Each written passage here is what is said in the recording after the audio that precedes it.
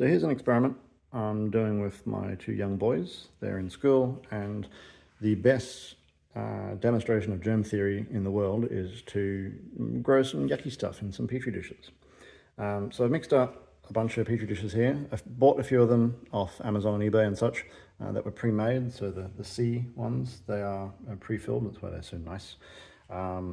Those ones, well, I only got 3 usable ones out of a box of 10 because some of them are contaminated and some of them are smashed.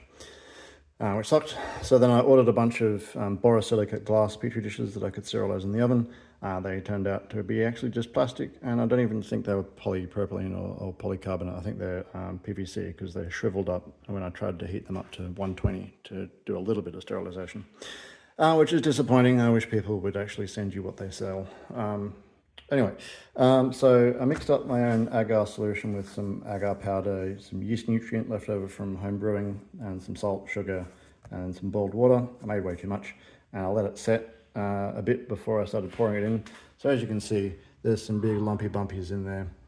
There's just chunks sort of sloppered out of the container and made it difficult to put the lid on. So I don't have high hopes of these ones, but next batch should be better.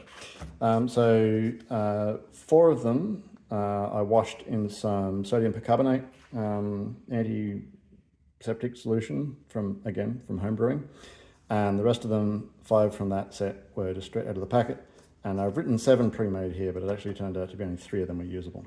So we kept 1 from each batch as a control, and then for the rest of them we just swabbed some various yucky stuff from around the house. So Alex's right foot, Sam's mouth, my nose, Alex's ear, and just generally around the house because he ran around waving it around, so I'm sure it got contaminated.